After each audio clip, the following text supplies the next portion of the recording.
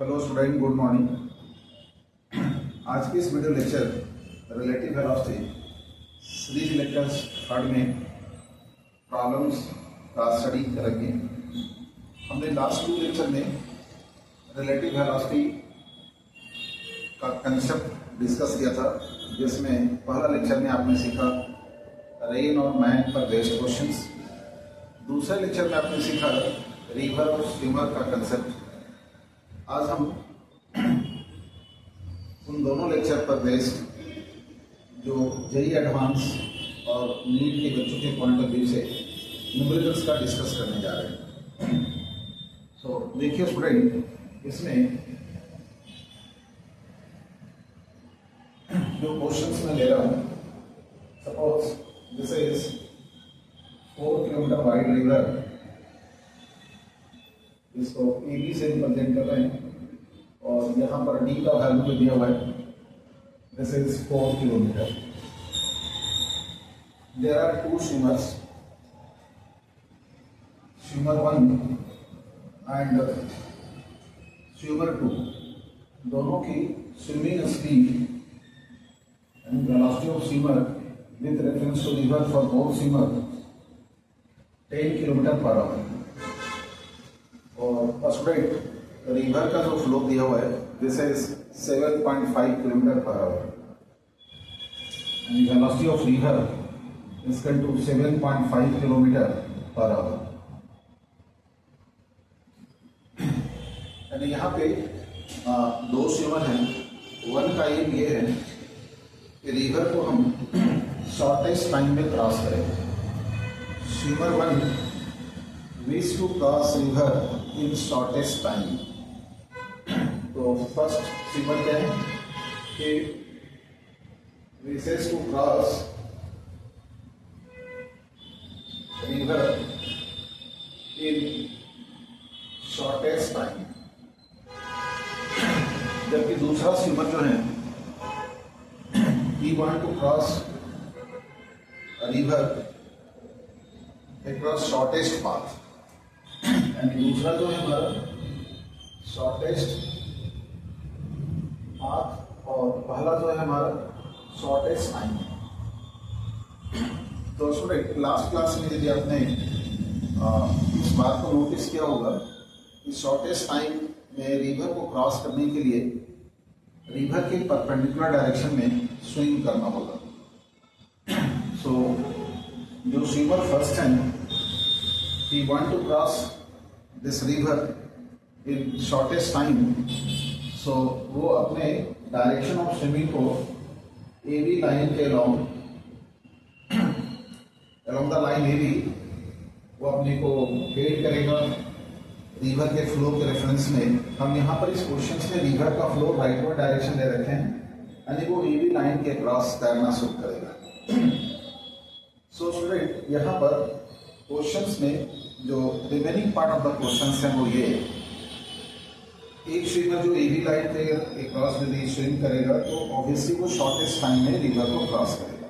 पर ये याद रखेंगे कि वो B पर कभी नहीं अराइव करेगा। हाँ, B पर अराइव कर सकता है यदि रिवर का फ्लो नहीं होगा, पर रिवर में फ्लो है, इससे AB लाइन से वो right to the AB line, suppose ये C पर पहुंचेगा, तो ग्राउंड ऑब्जर्वेशन से उस स्विमर का पोजीशन हमें C पर ऑब्जर्व होगा, जबकि वो कंटिन्यूसली रिवर के फ्लो के परपेंडिकुलर डायरेक्शन में तैरता हुआ जाएगा और इसको क्रॉस करने में मिनिमम टाइम लगेगा।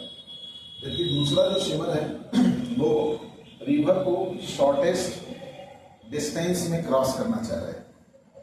यानी अल्टरनेटिवली इसे यहाँ पर दूसरा जो स्विमर है वो ग्राउंड से एग्जैक्टली AB लाइन पर जाता हुआ दिखना चाहिए।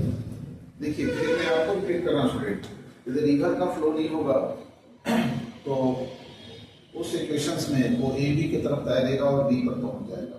पर रिवर का भी फ्लो है तो वो AB लाइन से लेफ्ट साइड तैरना शुरू करेगा। और ये हमारा स्विमर 2 है और ये हमारा स्विमर 1। ये दोनों रिवर को क्रॉस करेगा। जैसा मैंने पहले बताया कि रिवर को क्रॉस करने में फर्स्ट स्विमर कम से कम टाइम लेगा, पर वो एग्जैक्टली बी पॉइंट पर अराइव नहीं करेगा, जबकि स्विमर 2 बी पर अराइव करेगा और उसका time opposite side of the river यानी बी पॉइंट पर वो पहुंचेगा जरूर, लेकिन उसको टाइम ज़्यादा लगेगा। इस क्वेश्चन में ये बोला जा रहा है यदि पॉइंट बी पर, देखो स्विमर 2 पॉइंट बी पर एग्जैक्टली आएगा, जबकि स्विमर 1 जो ए बी लाइन की तरफ तैर रहा है वो बी पर नहीं आएगा। इस क्वेश्चन में ये बोला जा रहा है यदि दोनों स्विमर पॉइंट बी पर सामंजस्य अराइव कर रहे हैं तो ये संभव कैसे है? तो इसका मतलब है कि जो स्विमर फर्स्ट था वो तो सी पर आ रहा है, तो opposite side to the river यानी दूसरे जो बैंक ऑफ रिवर है वो सी से बी वॉक करता हुआ, पैदल चलता हुआ वो बी पर अराइव कर रहा है, ठीक उतना ही टाइम में जितना टाइम में स्विमर 2 पॉइंट बी पर अराइव कर रहा है। इस क्वेश्चन में पूछा जा रहा है find out walking speed of swimmer 1।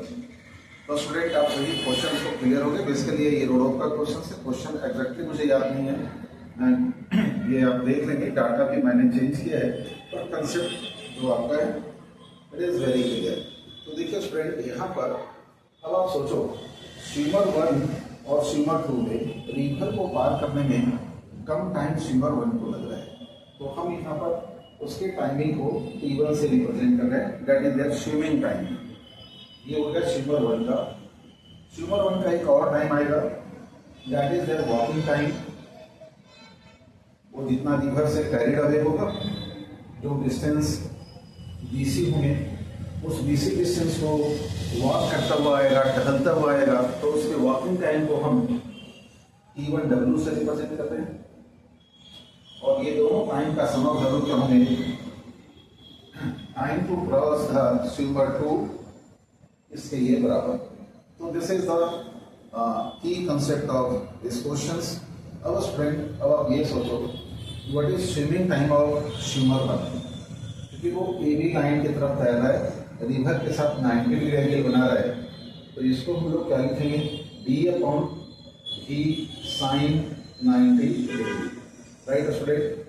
अब उसके वॉकिंग टाइम क्या होंगे, तो हमें वॉकिंग टाइम निकालने के लिए जो डिस्टेंस कैरिड अवे हो रहे हैं बाय द रिवर, उस डिस्टेंस को हम उसके वॉकिंग स्पीड से जो टहल कर आएगा, पैदल चल कर आएगा, सपोज वही हमें निकालना है, उसको हम लोग UW मान लें, तो इसका वैल्यू हम लोग BC डिवाइडेड बाई UW लिखेंगे, ठीक है स्टूडेंट। जबकि स्विमर 2 के लिए जो सेम वेलोसिटी स्पीड V से AB लाइन की लेफ्ट साइड तैरता हुआ क्रॉस कर रहा है, सपोज ये बीटा एंगल बना रहा है और ये बीटा का वैल्यू इसके बराबर होंगे, क्योंकि ये V है और ये हमारा रिवर का फ्लो होंगे U, तो ग्राउंड से इसकी वेलोसिटी में दिखेगी V² माइनस U²। तो इसको रिवर पार करने में जो टाइम लगेगा that comes to D divide by √V² minus U²। देखिए स्टूडेंट, नीट के बच्चों के लिए ये फॉर्मूला मैं रखवाता हूँ, पर JEE एडवांस वाले बच्चों को जो मैंने लास्ट क्लास में डिस्कस किया था उनको सजेस्ट ये करूँगा कि आप इसको कंसेप्चुअली लर्न करो स्टूडेंट। यदि वो AB लाइन की तरफ क्रॉस करना चाह रहा है तो AB से लेफ्ट साइड को तैरना शुरू करेगा। इधर के सभी बच्चों की ये चीज़ें सीखनी चाहिए। तो इसके वेलोसिटी का ये जो कंपोनेंट होंगे that is V sin beta और दूसरा कंपोनेंट है V cos बीटा। यदि वो AB लाइन की तरफ ग्राउंड से तैरता हुआ दिख रहा है, जबकि रिवर में वो इस तरफ तैरना शुरू कर रहा है, तो इसका मतलब है AB लाइन के परपेंडिकुलर डायरेक्शन में उसकी कोई ड्रिफ्ट नहीं हो रही है। इट मीन्स यहाँ पर जो V sin बीटा का वैल्यू है, V sin बीटा और ये रिवर का जो वैल्यू U है, ये दोनों आपस में कैंसिल आउट हो जानी चाहिए, ताकि जो net velocity V cos beta है वो इसको क्रॉस करने में हेल्प आउट है। फिर cos बीटा का वैल्यू पुट करने से ये वैल्यू आते हैं D divide by √V² minus U²। यानी time to cross the river swimmer 2 का क्या लगेंगे, तो ये वैल्यू आएगा हमारा D divided by V cos beta. इस वाले पार्ट से क्या था हमारा V sin beta should be U के बराबर होना चाहिए, sin beta equal to V by U sorry u by v, तो आप यहाँ से ट्रायंगल का प्रॉपर्टी यूज करते हुए cos बीटा का वैल्यू निकाल सकते हैं। आप एक ट्रायंगल बना लें जिसमें ये परपेंडिकुलर ये हाइपोटेनस हो और ये परपेंडिकुलर हमारा ये बीटा है, ये u होंगे, ये v होंगे, ये वैल्यू आएंगे v square minus u square, और जब cos बीटा का वैल्यू पुट करेंगे तो ये वैल्यू आएगा। अब इस क्वेश्चन का आंसर करने के लिए वन मोर थिंग हमें चाहिए, दैट इज BC। जो स्विमर वन है वो तो रिवर के परपेंडिकुलर डायरेक्शन में क्रॉस कर रहा है विद वेलोसिटी v। जितना देर में रिवर को क्रॉस कर रहा है उतना देर में रिवर इसको B से C ले जा रहा है, तो दैट डिस्टेंस किसके बराबर होंगे? ये BC का वैल्यू हम लोग क्या लिखेंगे, रिवर का जो फ्लो है multiply time to cross the river, और time to cross the river क्या है d बाई v। यदि वो 90 डिग्री से तैरेगा स्विमर वन तो उसको रिवर को पार करने में d बाई v टाइम लगेगा। ड्यूरिंग दैट टाइम वो रिवर के डायरेक्शन में उसके ड्रिफ्ट लेंथ का वैल्यू आएंगे u divide by d by v। कुछ बच्चों के ये शॉर्टकट मेथड याद नहीं रहते हैं, तो मैंने लास्ट क्लास में आपको समझाया था स्टूडेंट, ड्रिफ्ट लेंथ का जो फॉर्मूला होते हैं x equal to u plus v cos theta divided by d by v sine theta. क्योंकि यहाँ पर थीटा 90 डिग्री है और cos 90 का वैल्यू 0 होंगे और sin 90 का वैल्यू 1 होंगे, तो देखिए स्टूडेंट ये वही वैल्यू आ रहे हैं u into d by v, इसको हमने डायरेक्टली यहाँ पर लिखा है। अब आप इसको सॉल्व करेंगे स्टूडेंट तो आपको इसकी वॉकिंग स्पीड का वैल्यू निकल जाएंगे। अब क्या वैल्यू आएंगे, इसके डाटा क्या दिया हुआ वो देखें। हमारे पास दिया हुआ है रिवर जो D है वो 4 किलोमीटर वाइड है स्टूडेंट, राइट। तो ये हमारा लेफ्ट हैंड साइड में स्विमर 2 का टाइम है, ये वैल्यू हमारा है v square minus u square, और v का वैल्यू दिया हुआ है 10 kilometre per hour, right student, 10 kilometre per hour, और ये वैल्यू हमारा है 7.5 किलोमीटर पर आवर, यानी अंडर रूट ये हमारा 10 स्क्वायर माइनस 7.5 का स्क्वायर, और ये वाली वैल्यू हमारा है d डिवाइड बाई v का वैल्यू 10, और ये वैल्यू हमारा है u का वैल्यू 7.5, ये वैल्यू d, और ये हमारा uw, और ये वैल्यू अगेन हमारा क्या है, दैट इज a।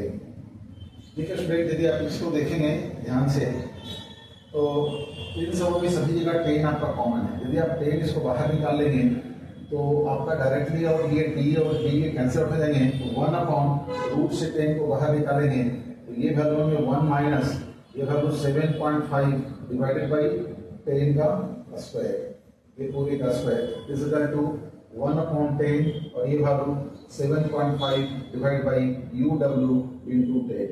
आप 10 से कैंसिल आउट कर दो। देखो स्टूडेंट ये जो वैल्यू आएंगे आपका कितने के बराबर है, 3 बाई 7.5 ऑफ 10 है, तो ये वैल्यू 25 यानी 5 से डिवाइड करोगे आप या 25 आप देखोगे तो 3 बाई 4 आ रहे हैं, तो ये 4 का स्क्वायर 16, इधर 16 और 3 का स्क्वायर 9, ये वैल्यू आएंगे 1 अपॉन, इसको मैं ऊपर शिफ्ट कर रहा हूँ स्टूडेंट, ये वैल्यू आएंगे 1 upon under root 1 minus 3 by 4 का whole square equal to 1 upon 1 plus 7.5 into uw। अब आप इसको सॉल्व करें, देखिए क्या वैल्यू आते हैं आपका। यदि जो 4 स्क्वायर है रूट से बाहर निकालेंगे वो 4 होगा, ऊपर शिफ्ट होगा, नीचे का वैल्यू आएंगे 4 square minus 3 square equal to 1 plus 7.5। 7.5 को आप 3/4 लिख सकते हो, 3/4 इंटू uw जो हमें वॉकिंग स्पीड निकालना है, ठीक है स्टूडेंट। अब यहाँ पर ये वैल्यू 16 माइनस 9 कितना वैल्यू आएंगे 7, दिस कम्स टू 4/7, और ये वैल्यू -1। कहीं हम यहाँ पर मिस्टेक कर रहे हैं, एक बार फिर से देखें तो ये वैल्यू ठीक है, ये 4/√7 आ रहा है, हाँ ठीक है, -1 इधर लाएंगे इक्वल टू 3/4 इंटू uw। यदि √7 का अप्रॉक्सीमेट वैल्यू लें, है ना, जैसे आप 6.25 625 का रूट 2.5 लेते हैं तो लगभग 2.7 के आसपास में इसकी वैल्यू आएंगे। तो इसका जो वैल्यू कैलकुलेट होंगे 4 divide by √7 minus 1 multiply with 4 divide by 3 equal to, यानी ये ऐसा यू डब्ल्यू लिखा गया है पहले, तो ये वैल्यू आप लाएंगे 4 times of U W equal to 3 into 4 upon √7 minus 1। तो आपका ये इसकी वॉकिंग स्पीड का वैल्यू कितने बड़ा होंगे, यू डब्ल्यू इक्वल टू 3/4, ये 4 अपॉन √7 माइनस 1। ये आपका सिंप्लीफाई आसानी से हो जाएंगे। √7 को यदि अप्रोक्सीमेटली हम 2.5 ले लें और 2.5 आपका जो होते हैं 6.25 होते हैं, यानी 2.7 के आसपास में इसका वैल्यू लेकर कैलकुलेट करें तो ये आपको वॉकिंग स्पीड का वैल्यू निकल जाएंगे। ठीक है स्टूडेंट, तो मैं इस क्वेश्चन में जो समझाया आपको वो ये पॉइंट था कि शॉर्टेस्ट टाइम के लिए वो ए बी लाइन की तरफ क्रॉस करेगा और शॉर्टेस्ट डिस्टेंस यानी एग्जैक्टली अपोजिट पॉइंट गेट करने के लिए ए बी लाइन से लेफ्ट साइड की ओर क्रॉस करेगा। हालांकि उसको जो टाइम लगेगा स्विमर 2 को ज़्यादा लगेगा और उस ड्यूरेशन ऑफ टाइम में जो स्विमर 1 है भले पॉइंट बी पर नहीं ऑब्टेन किया पर अपोजिट होगा रिवर वो पहले पहुंचेगा, बी पर पहुंचने की बजाय सी पर पहुंचेगा। तो एक ही साथ यदि दोनों आ रहा है बी पॉइंट पर तो ये पैदल वॉक करता हुआ पहुंचेगा और वही हमसे पूछा जा रहा है find out their walking speed. ठीक है स्टूडेंट, तो मैं अब अगले क्वेश्चन में आता हूँ।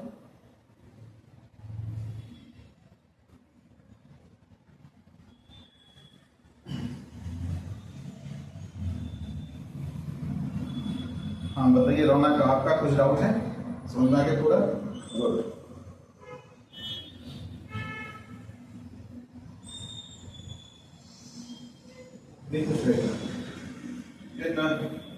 सेकेंड क्वेश्चन, अगेन मैं रिवर और स्विमर का ही क्वेश्चन ले रहा हूं स्टूडेंट। यहां पर हम ए बी लाइन जिसको डी से रिप्रेजेंट कर रहे हैं, ब्रेथ ऑफ रिवर को रिप्रेजेंट कर रहे हैं और इसकी वैल्यू हमने 4 किलोमीटर दे रखा है, जैसे डी इक्वल टू 4 किलोमीटर। और इसमें एक जो स्विमर है कि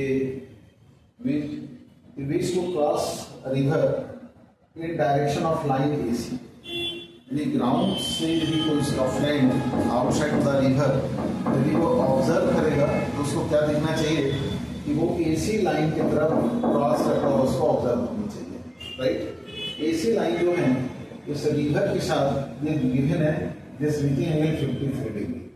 राइट स्टूडेंट, रिवर का जो फ्लो यू है this is given 7.5 kilometre per hour और जो स्विमर की कैपेबिलिटी है this is 10 kilometre per hour. तो मैं अपने क्वेश्चन को फिर रिपीट करूं, ये swimmer wishes to cross this river along this line AC, ये एसी लाइन की तरफ क्रॉस करने के लिए वो विश कर रहा है और रिवर का यूनिफॉर्म फ्लो राइट साइड है 7.5 किलोमीटर पर आवर। स्विमर की जो स्विमिंग कैपेबिलिटी है वो 10 किलोमीटर पर आवर है, रिवर जो है वो हमारा 4 किलोमीटर वाइड है। अब आप स्टूडेंट बताइए यदि वो एसी लाइन की तरफ ही क्रॉस करना चाह रहा है तो क्या वो एसी लाइन पर तैरेगा? आप बोलोगे यस प्रोवाइडेड रिवर में फ्लो ना, अदरवाइज रिवर में फ्लो है और कोई भी स्विमर एसी लाइन की तरफ ही ग्राउंड से दिखना चाह रहा है कि ग्राउंड ऑब्जर्वर को वो एसी की तरफ जाता हुआ दिखे तो ऑब्वियसली वो एसी से लेफ्ट साइड तैरना शुरू करेगा। तो मान लो वो बीटा एंगल बनाकर तैरना शुरू करता है, मेकिंग एंगल बीटा, और ये हमारा क्या है तो वेलोसिटी ऑफ स्विमर है विथ रेफरेंस टू रिवर। और ये डायरेक्शन है स्टूडेंट रिवर का फ्लो डायरेक्शन, यानी this is velocity of river with reference to ground.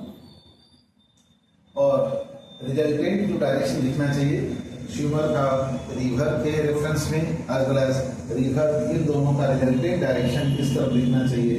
यानी यदि हम एक पैरोग्राम बनाए तो पैरोग्राम का जो डायगोनल आना चाहिए वो डायगोनल एसी लाइन के तरफ, बिकॉज ये लाइन क्या है velocity of swimmer with reference to river का वैल्यू बता रहा है।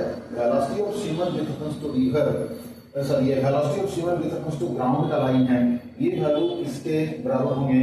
तो velocity of swimmer with reference to river plus velocity of river with reference to ground. देखो स्टूडेंट, मैंने आपको शुरुआत में बताया था कि दो कार इंडिपेंडेंटली मूव करते हैं, तो फिर आप उसमें दो एब्सोल्यूट मोशन का रिलेटिव वेलोसिटी लिखते हैं। पर यहाँ पर ये जो है डाउन स्ट्रीम अप स्ट्रीम जो केस बना था उसमें आपने सीखा, यदि स्विमर या बोट रिवर के डायरेक्शन में जाते हैं तो उसकी स्पीड बढ़ जाती है, क्योंकि वो रिवर के रेफरेंस में मूव करता है और रिवर का डायरेक्शन भी उधर ही होते हैं। तो यहाँ पर हमें जो इक्वेशंस लिखना है वो इस फॉर्म में लिखना है, यानी velocity of swimmer with reference to ground is equal to velocity of swimmer with reference to river plus velocity of river with reference to ground, right. तो यहाँ पर ये इसका रिजल्टेंट डायरेक्शन को रिप्रेजेंट कर रहा है। कुछ बच्चों को ये समझने में प्रॉब्लम आती है, ये इक्वेशंस को याद रखना उनके लिए मुश्किल है। तो आप एक एग्जांपल लो ना, मान लो आप पुणे से नागपुर जा रहे हो पढ़ाई करने, पापा को भेज दिए। क्यों भेजे? आपने सोचा क्योंकि मामा जी वहाँ पर हैं, मामा जी आपको हेल्प करेंगे। तो ऑब्वियसली यहाँ सोचना चाहिए कि जो स्विमर की वेलोसिटी ग्राउंड के रेफरेंस में है, रिवर एज ए मामा जी के रूप में एक्ट कर रहा है, जो रिजल्टेंट वैल्यू होंगे इन दोनों का समा वैल्यू के बराबर है। तो स्टूडेंट कुछ इस वे में, यदि जिन बच्चों को भूलने की आदत है या जब तक मैं पढ़ा है, कुछ बच्चे बोलते हैं जब तक आप पढ़ा बेशक मेरे दिमाग में बातें आती है फिर भूल जाता हूँ, तो हमारे एग्जाम्पल्स को क्वेश्चंस के साथ याद रखेंगे तो समझने में आसानी होगी। सो स्टूडेंट ये इसका रिजल्टेंट डायरेक्शन होना चाहिए। इसके दो मेथड हैं, या तो पैरेललोग्राम लॉ का फॉर्मूला लगाएं, या दूसरा तरीका ये स्टूडेंट है अल्टरनेटिव मेथड। यदि इन दोनों वेक्टर का, ये वेक्टर है रिवर का फ्लो और ये है स्विमर की स्पीड, राइट स्टूडेंट, इन दोनों का रिजल्टेंट डायरेक्शन किधर आना चाहिए स्टूडेंट? अलोंग दिस डायरेक्शन, यानी ये u है और ये v है, इन दोनों का रिजल्टेंट इस तरफ आना चाहिए। तो वेक्टर एडिशन का एक एडिशनल रूल भी है स्टूडेंट, ये सभी बच्चों को याद रखना चाहिए। यदि इन दो वेक्टर का u और v का रिजल्टेंट डायरेक्शन दिया है तो ऑलवेज बी रिमेंबर हियर इसका जो परपेंडिकुलर डायरेक्शन में कंपोनेंट्स होंगे वो आपस में कैंसिल आउट हो जाए। इसका परपेंडिकुलर डायरेक्शन में कंपोनेंट्स u का परपेंडिकुलर कंपोनेंट क्या होंगे? u sin 53 degree, right. और v का कंपोनेंट क्या आएंगे? तो v sin बीटा, ये दोनों आपस में कैंसिल आउट यदि हो जाएंगे तो नेट वेलोसिटी जो इस तरफ बच रहे हैं, क्या वेलोसिटी बच रहे हैं इस डायरेक्शन में स्टूडेंट? अलोंग दिस डायरेक्शन इस v का component that is v cos beta, और इस तरफ जो कंपोनेंट है student that is u cos 53 degree. ये जो दो नेट वैल्यू आ रहे हैं इसी के हेल्प से वो AC लाइन की तरफ पार करेगा। यानी आपसे जो क्वेश्चन पूछा जा रहा है find out time to cross a river, यदि वो AC लाइन की तरफ ग्राउंड ऑब्जर्वर से, ग्राउंड फ्रेम से AC लाइन की तरफ जाता हुआ दिख रहा है तो उस सिचुएशंस में उसको time to cross the river का टाइमिंग दिए होंगे। दूसरा, किस डायरेक्शन में स्विम करना चाहिए, तो AB लाइन से बीटा एंगल बनाते हुए यहाँ से अब हम बीटा का वैल्यू निकालने जा रहे हैं।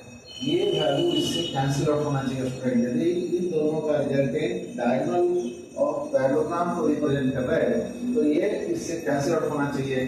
तो ये देखिए स्टूडेंट u का वैल्यू यानी u sin 53 डिग्री का जो वैल्यू है it should be equal to v sin beta.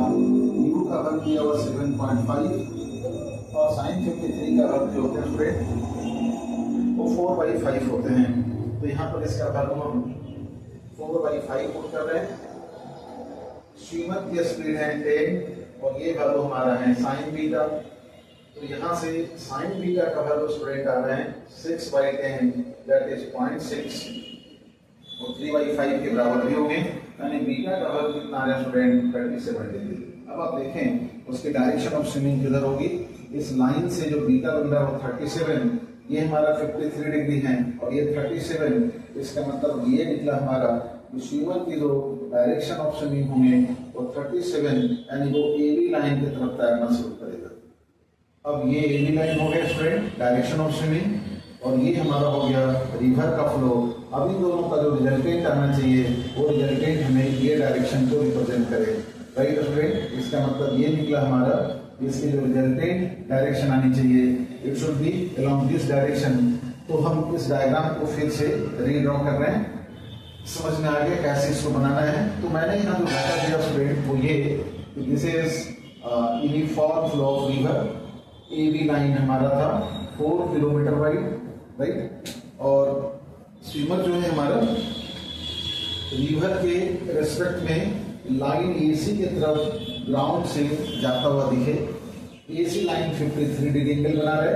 After calculation ये समझ में आया कि स्विमर को ए बी लाइन की तरफ तैरना चाहिए। तो ये और रिवर का जो फ्लो है मिलाकर जो रिजल्टेंट वेलोसिटी आएंगे वो वेलोसिटी में ये दिखाई पड़ेगा, ग्राउंड से इधर जाता हुआ दिखेगा। मैंने आपको समझाया स्टूडेंट यहाँ पर यदि वो ये डायरेक्शन में तैर रहा है तो इसकी ये जो वेलोसिटी का कंपोनेंट है, इसकी ये कंपोनेंट जो है रिवर के इस कंपोनेंट से कैंसिल आउट हो जाना चाहिए।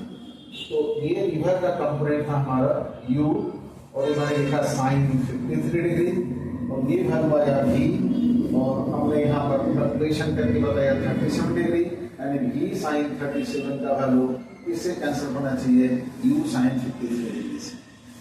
अब इसमें time to cross the river क्या करेंगे तो v का एक कंपोनेंट इधर आ रहा है that is v cos 37 degree, u का कंपोनेंट आ रहा है u cos 53 डिग्री और यहाँ पर हम इन दोनों को ऐड करके AC से डिवाइड कर देंगे तो हमारा time to cross the river आ जाएगा AC डिवाइडेड बाय ये स्टूडेंट कितना है that is v cos 53 degree plus u cos ये v cos 37 degree plus u plus cos 53 degree.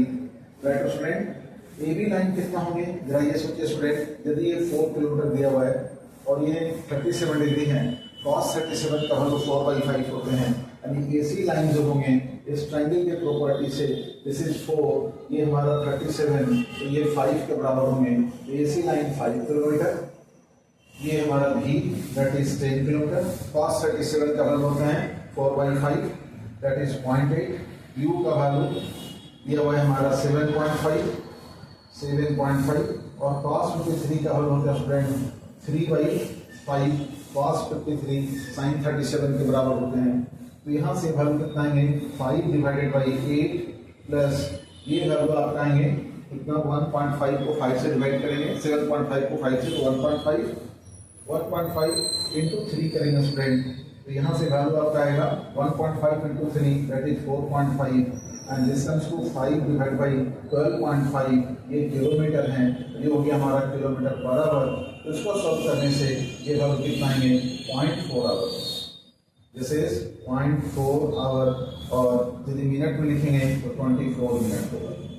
कुछ बच्चे जरूर बाद में मेरे को बताएंगे या सोचेंगे कि यदि वो स्विमिंग डायरेक्शन इसका ये हुआ तो time to cross the river directly भी निकाल सकते हैं, क्योंकि फॉर्मूला आपको time to cross the river का पता था d/v sin थीटा। अब sin थीटा यहाँ पर कितना आ जाएंगे ये पूरा एंगल क्योंकि वो थीटा रिवर के फ्लो के साथ था तो इसका मतलब d का वैल्यू 4 किलोमीटर और इस तरफ इसकी वेलोसिटी है 10 तो 4/10 करने से उससे भी कितना वैल्यू निकलेंगे 0.4 आवर। 0.4 आवर का मतलब 24 मिनट्स। समझ आ गया स्टूडेंट? तो अब हम इसमें थर्ड क्वेश्चन में आते हैं, नोट डाउन कर लीजिए सभी बच्चे। हाँ क्या हो रहा है, हाँ मैं यही समझा रहा था स्टूडेंट कि इसमें ये टाइम एसी जो आप निकाले हो एसी में net velocity direction of AC से डिवाइड कर रहे हो, पर मैं ये कह रहा हूँ कि डायरेक्शन ऑफ स्विमिंग यदि 37 है एसी लाइन से तो रिवर के साथ 90 डिग्री है तो 90 का मतलब वो एबी लाइन की तरफ हो गया और यदि एबी लाइन की तरफ तैरता तो आपको पता है वो shortest time to cross the river होते हैं तो उस फॉर्मूले से भी टाइम निकाल सकते हो t=d/v sin 90 उससे भी हमारा 0.4 आवर आएंगे दैट इज 24 मिनट। ठीक है,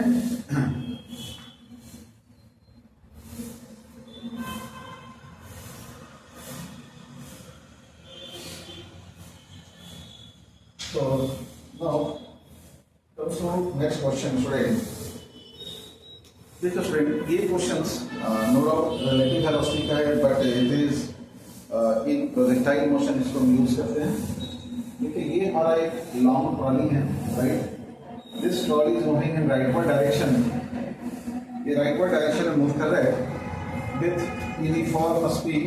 इसका दिया हुआ है हमारा स्पीड का वैल्यू, इस ट्रॉली का यूनिफॉर्म स्पीड राइट साइड में दिया हुआ है that is v = 10 kilometre per hour right, this is given 10 kilometre per hour that is 10 kilometre per hour नहीं 36 kilometre per hour that is 10 metre per second. ये right side ये uniform motion से move कर रहा है। ये side to this moving trolley, open trolley, ये हमारा इलेक्ट्रिक पोस्ट है और इस इलेक्ट्रिक पोस्ट के साथ एक रिंग हमारा ये हैंगिंग रिंग है जिसमें इलेक्ट्रिक वायर रेलवे का हैंग करता है। तो ये हमारा एक रिंग है, इसकी ग्राउंड से इसकी हाइट दी हुई है। सेंटर ऑफ दिस रिंग का height it is given 20 metre. ये 20 मीटर हाइट पर ये रिंग है। ट्रेन राइट साइड जो ट्रॉली है राइट साइड यूनिफॉर्मली मूव कर रहा है 10 मीटर पर सेकेंड से। और over this trolley there is a person who wishes to throw a ball from this moving trolley. Moving trolley के reference में इसकी जो रिलेटिव वेलोसिटी है थ्रो करने का वो 25 किलोमीटर पर आवर है। Is throwing with relative velocity 25 kilometre per hour वो ट्रेन के रेफरेंस में। और ये जो एंगल हमारा दिया हुआ है this angle with reference to moving train 53 degree.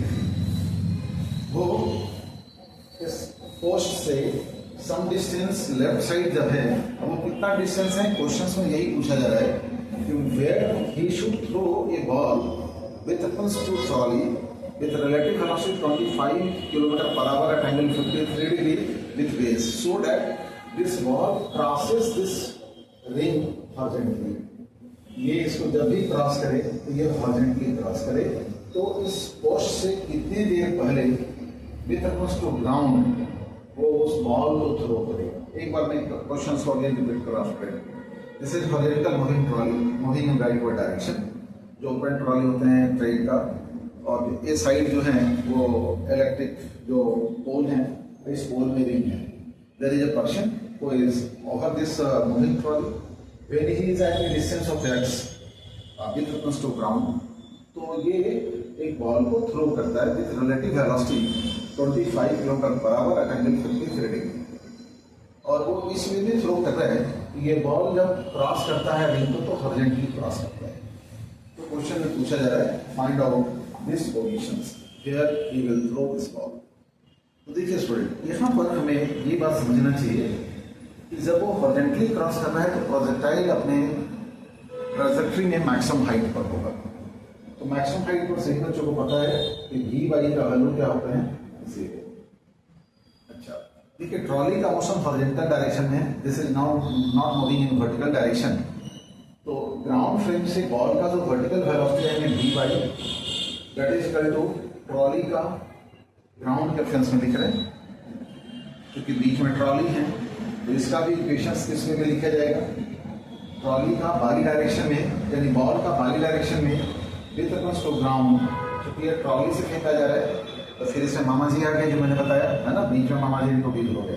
तो ये भरवा देंगे हमारा V V with reference to trolley in y direction plus velocity of trolley with reference to ground in y direction. जब हम बाई डायरेक्शन के मोशन को observe करेंगे तो ऑल पार्ट को बाई डायरेक्शन में लिखेंगे और ये ग्राउंड फ्रेम से लिख रहे हैं क्योंकि ट्रॉली का मोशन हॉरिजॉन्टल है बाई डायरेक्शन इसका मोशन नहीं है। So you put this value equal to 0। अब बॉल का ट्रॉली के रेफरेंस में जो वेलोसिटी आ जाएंगे वही बॉल का ग्राउंड के रेफरेंस में वेलोसिटी होगा इन बाई डायरेक्शन वर्टिकल डायरेक्शन। तो ये वैल्यू आ जाएंगे 25 और ये वैल्यू साइन 53 डिग्री और साइन 53 डिग्री का वैल्यू सभी बच्चों को पता है कितना होता है स्टूडेंट 0.8 4/5। 25 को 0.8 से मल्टीप्लाई करोगे तो 20 मीटर पर सेकेंड का ये वर्टिकल वेलोसिटी गेन करेगा यानी ग्राउंड फ्रेम से 20 मीटर पर सेकेंड की स्पीड से ऊपर जाता हुआ दिखेगा। और मैक्सिमम हाइट अटेंड करने में क्योंकि जब ये रिंग को क्रॉस कर रहा है तो इसकी वेलोसिटी हॉरिजॉन्टल जा रही है यानी वो मैक्सिमम हाइट अटेंड कर रहा है और मैक्सिमम हाइट अटेंड करने में इसको टाइम कितना लग जाएगा। तो मैक्सिमम हाइट का मतलब जब वो मैक्सिमम हाइट पर जाएगा तो उस वक्त उसकी वर्टिकल डायरेक्शन वेलोसिटी 0 होगी और ये वैल्यू 20 इन बाई डायरेक्शन -10 इंटू टी। यहाँ से टी का वैल्यू कितना आ जाएंगे 2 सेकेंड यानी ये रिंग को 2 सेकेंड में क्रॉस करेगा। राइट स्टूडेंट अब हमें ये देखना है कि इस बॉल को कितने डिस्टेंस बिहाइंड से फेंका जाए स्टूडेंट। तो हमें अब ये देखना हो कि बॉल की वेलोसिटी ट्रॉली के रेफरेंस में हॉरिजॉन्टल डायरेक्शन में क्या है। तो बॉल की वेलोसिटी ट्रॉली के रेफरेंस में हॉरिजॉन्टल डायरेक्शन में है 25 cos 53 डिग्री, और सभी बच्चों को पता है cos 53 sin 37 के बराबर होते हैं, दैट इज 0.6। 25 को 0.6 से मल्टीप्लाई करोगे ये 15 किलोमीटर और ये पर आवर होंगे। अच्छा स्टूडेंट, यहाँ पर ये जो वैल्यू है, ये जो मैंने लिखा है, ये आपका 25 किलोमीटर पर आवर, ये थोड़ा सा इसको चेंज करेंगे, ये किलोमीटर नहीं था, ये 25 मीटर पर सेकेंड था, ठीक है। 1% 25 किलोमीटर पर आवर से थ्रो नहीं करेंगे। तो यदि कहीं पर हमें ट्रेन का सिर्फ मोशन 36 किलोमीटर पर आवर था और उसकी थ्रोइंग वेलोसिटी जो है वो कितना है 25 मीटर पर सेकेंड, राइट, वो किलोमीटर नहीं था, इससे ये वैल्यू ऐसा आएंगे। तो इसको आप करेक्ट कर लीजिएगा, फिर वापस वीडियो बनाना करेक्ट करके ये डिफिकल्ट वर्क है, ठीक है, या आपको फिर समझाना, तो ये याद रखिएगा, आप लोगों ने भी याद नहीं किया इसमें। तो ये वैल्यू आ गया टाइम 2 सेकेंड। अब मैं नेक्स्ट बोल रहा था वो कितने देर डिस्टेंस बिहाइंड इस बॉल को थ्रो करेगा स्टूडेंट। तो अब हम इसके वेलोसिटी जो 25 का हॉरिजॉन्टल डायरेक्शन में जो कंपोनेंट होंगे वो 25 cos 53, और 25 cos 53 का मतलब sin 37 से मल्टीप्लाई करेंगे, ये 25 मीटर पर सेकेंड होगा। और ये ट्रेन के रेफरेंस में, तो इसकी ग्राउंड के रेफरेंस में वेलोसिटी क्या आ जाएगी, velocity of ball with reference to ground in horizontal direction is equal to velocity of ball with reference to trolley in horizontal direction plus velocity of trolley with reference to ground in horizontal direction। अब ball का trolley के reference में क्या velocity मैंने लिखा है 25 metre per second, और trolley यानी ट्रेन का मोशन कितना है सेम डायरेक्शन में, तो 10 मीटर पर सेकेंड। तो टोटल वैल्यू कितना हो गया हमारा स्टूडेंट, और ये वैल्यू है 15 मीटर पर सेकेंड। बॉल का ट्रॉली के रेफरेंस में 15 मीटर और ट्रॉली का ग्राउंड के रेफरेंस में 10 मीटर, ये वैल्यू कितना आ गया 25 मीटर पर सेकेंड। यानी ग्राउंड के रेफरेंस में 25 मीटर पर सेकेंड से मूव कर रहा है और इसको 2 सेकेंड में इस रिंग को पार करना है। तो इसका मतलब है वो कितने डिस्टेंस बिहाइंड में इस बॉल को थ्रो करेगा, तो एक्स का वैल्यू कितना आ जाएंगे 25 metre per second multiply with 2 second, that comes to 50 metre का डिस्टेंस। देखिए स्टूडेंट, कभी कभी इस क्वेश्चन में ये भी पूछा जाता है आपसे कि ग्राउंड के रेफरेंस में जब बॉल को फेंका गया तो क्या एंगल बनाएगा। ट्रॉली के रेफरेंस से 53 है, जब ग्राउंड के रेफरेंस में आपसे एंगल पूछा जाएगा तो वर्टिकल वेलोसिटी तो आपका क्या रहेंगे स्टूडेंट, तो 25 का ये component that is 20 metre per second, और हॉरिजॉन्टल कंपोनेंट कितना रहेंगे 20 मीटर पर सेकेंड। ग्राउंड के रेफरेंस में हॉरिजॉन्टल कंपोनेंट मैंने कितना निकाला है, that is equal to 25 metre per second, right. तो ये हो गया हमारा ग्राउंड के रेफरेंस में Vy, ग्राउंड के रेफरेंस में Vx। तो बॉल की वेलोसिटी ग्राउंड के रेफरेंस में क्या एंगल बनाएगा, सपोज ये एंगल अल्फा ले, तो tan alpha is equal to कितना लिखेंगे स्टूडेंट 20/25, दैट इज 4/5.8। तो tan थीटा 0.8 होंगे, क्योंकि tan 45 का जो वैल्यू आते हैं वो 1 होता है, तो 0.8 है तो लगभग उससे हमारा कम वैल्यू रहेंगे, ठीक है स्टूडेंट। तो मैं अगले क्लास में जो इसमें डिस्कस करूंगा, क्योंकि आपने कुछ बच्चों ने बताया डिफरेंशियल और इंटीग्रेशन को डिस्कस करना, पर्टिकुलरली फॉर नीट स्टूडेंट, उनको डिफरेंशियल और इंटीग्रेशन में प्रॉब्लम आ रही है, तो मैं कोशिश करूंगा कि 2 लेक्चर में हम डिफरेंशिएशन और इंटीग्रेशन को कवर अप करें, एज वेल एज कुछ इसमें और भी क्वेश्चन हमारे बच गए हैं रिलेटिव वेलोसिटी का, जो मोशन अलॉन्ग द ग्रेविटी में जो रिलेटिव वेलोसिटी का क्वेश्चन होते हैं, वो सारे क्वेश्चंस को फिर हम डिस्कस करेंगे। Okay, thank you student.